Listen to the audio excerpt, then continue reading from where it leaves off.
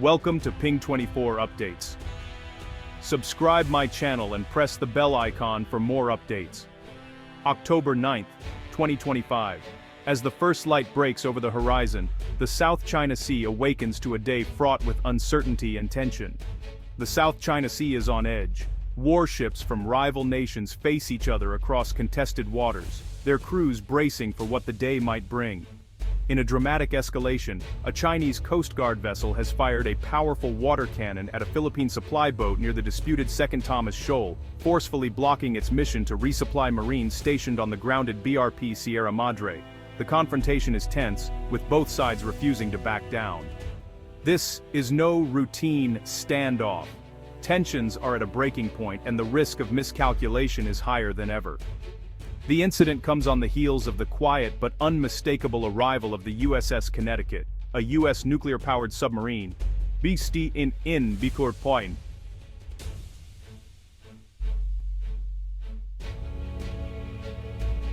At the same time, the British HMS Spey and Philippine Navy ships have begun joint patrols, sending a clear message of international solidarity.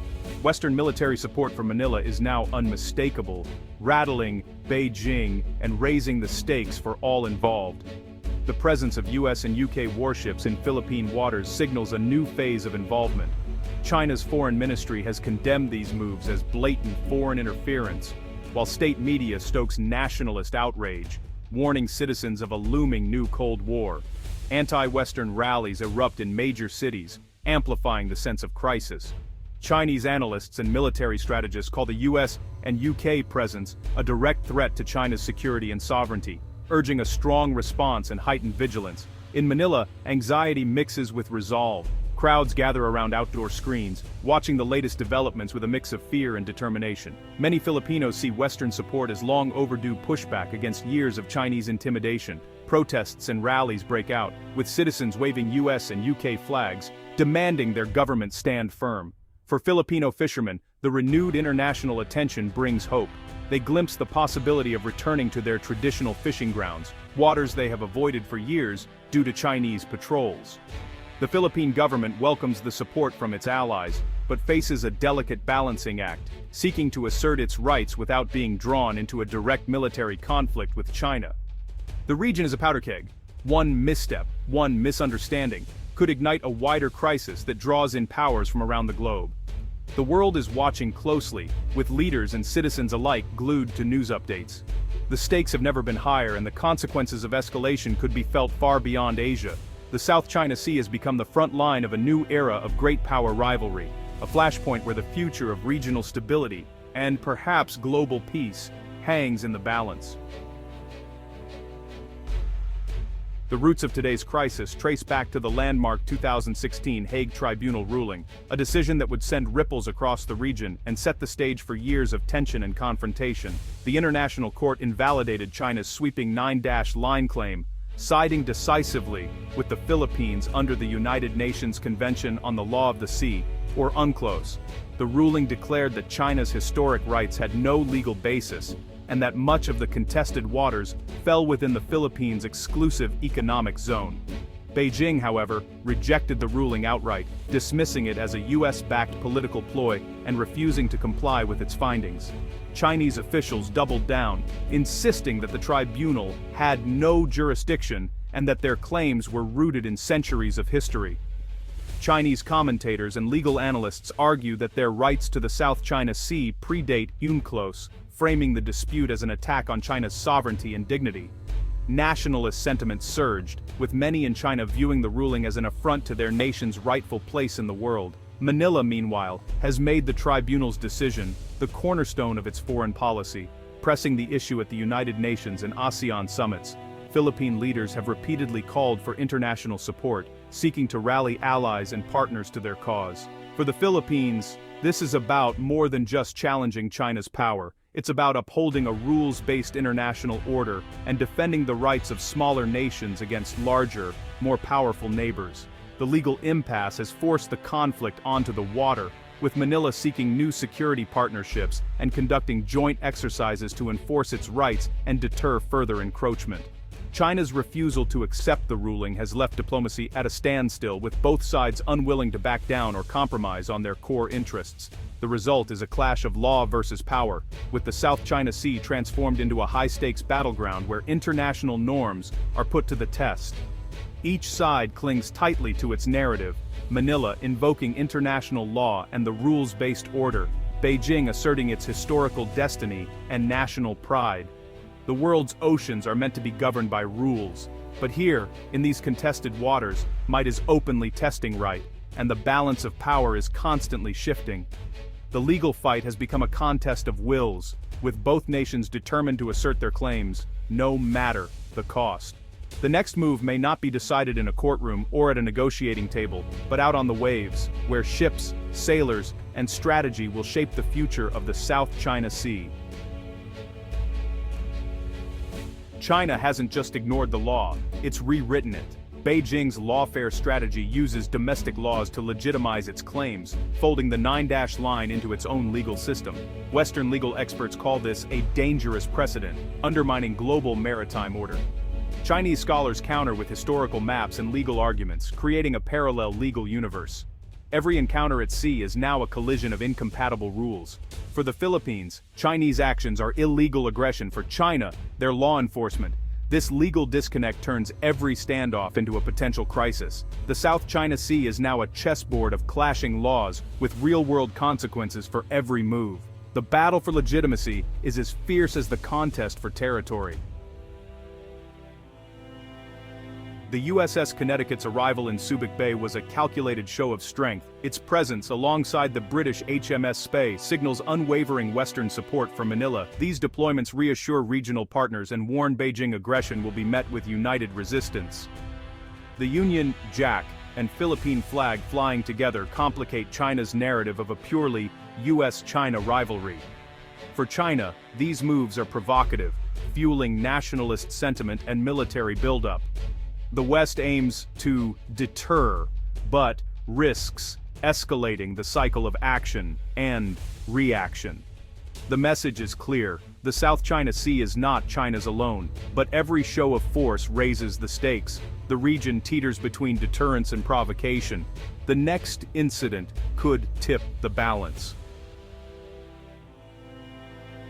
A quiet revolution is underway in Southeast Asia. The Philippines and Vietnam, once rivals, are forging a new partnership against Chinese assertiveness. Joint Coast Guard exercises, intelligence sharing, and talks of a maritime agreement signal a united front. Both nations have suffered from Chinese harassment and militarization of their waters. Their cooperation is agile, practical, and focused, unlike ASEAN's slow consensus. By working together, they create a credible deterrent and challenge China's divide-and-conquer strategy. This alliance marks a shift. Southeast Asian nations are taking security into their own hands. China's tactics are backfiring, driving its neighbors closer. The region's balance of power is changing from within. Vietnam's approach is a masterclass in balance. Fiercely independent yet economically tied to China, Hanoi resists at sea while maintaining political ties on land. Its cooperation and struggle strategy means joint patrols with Manila, but careful diplomacy with Beijing. Vietnam avoids formal alliances, wary of provoking China or appearing part of a US-led bloc. Its partnership with the Philippines is pragmatic, focused on maritime safety, not military confrontation. For Manila, understanding Hanoi's limits is key. Together, they resist Chinese expansionism while respecting each other's red lines. Their alliance is born of necessity, shaped by caution. The South China Sea is caught in a security spiral. US and UK patrols meant to deter China are seen as threats, prompting Beijing to fortify islands and expand its military presence. Each side's defensive move is the other's provocation, fueling escalation. The risk of accident or miscalculation grows with every new warship and aircraft. A single incident could trigger a crisis no one wants. Trust is scarce, and communication channels are weak. The path to security is making the region more dangerous. ASEAN's consensus model is cracking under pressure. Divided by economic ties to China, the bloc struggles to present a united front. Frustrated, the Philippines is forging new alliances, strengthening U.S. ties and partnering with Vietnam. Vietnam, meanwhile, balances ASEAN diplomacy with practical security cooperation. This two-track approach is reshaping the region's security landscape. The South China Sea is driving a shift from centralized ASEAN unity to flexible, overlapping alliances. Smaller states are gaining agency, but volatility is rising. The old order is fading. A new, unpredictable dynamic is emerging. Every country must now rethink its alliances and security strategies. The future of the South China Sea is uncertain and fraught with risk. This vast expanse of water, shimmering under the setting sun, hides deep currents of tension and ambition beneath its surface. China is unlikely to yield its claims. Its growing naval presence signals a determination to assert control over these strategic waters, regardless of international criticism or pushback. The Philippines, emboldened by support from allies and international rulings, won't back down. Filipino fishermen continue to risk their livelihoods, venturing into contested waters despite the dangers. The U.S. and its allies are committed to maintaining a presence, conducting regular patrols and freedom of navigation operations to challenge excessive claims and reassure regional partners. This sets the stage for prolonged competition. More gray zone incidents, water cannons, standoffs, and near collisions are likely as each side tests the other's resolve without crossing the threshold into open conflict. The greatest danger is miscalculation, where a single misunderstanding or aggressive maneuver could spiral out of control. A single clash could trigger a wider conflict, drawing in regional and even global powers. Yet, diplomatic options remain on the table, offering hope for de-escalation. A binding code of conduct, long discussed but not yet finalized, could provide much-needed rules of the road for all parties. Practical cooperation on issues like fishing, resource sharing, and environmental protection could help build trust and reduce the risk of confrontation. Joint search and rescue operations, especially during storms or accidents, could foster goodwill and save lives, showing that collaboration is possible even amid rivalry. These steps won't solve the deep-rooted sovereignty disputes overnight, but they might prevent disaster, buying time for cooler heads to prevail. The South China Sea is now the crucible of the global order, a crossroads where the interests of nations, big and small, intersect and sometimes collide. Here, law, power, and ambition collide, shaping the future not just of the region, but of the world. For Southeast Asia, it's an existential struggle. The livelihoods and security of millions depend on the outcome. For China, it is a test of its rise and its ability to shape the regional order on its own terms. For the West, it is a test of resolve and commitment to the principles of a rules-based international system. The tides are treacherous, and the stakes are immense, with the potential to reshape the balance of power in Asia and beyond. Only careful statecraft, open communication and restraint can steer the region away from catastrophe and toward a more stable future. The world holds its breath as history unfolds on these contested waters, watching closely as the next chapter is written in the South China Sea.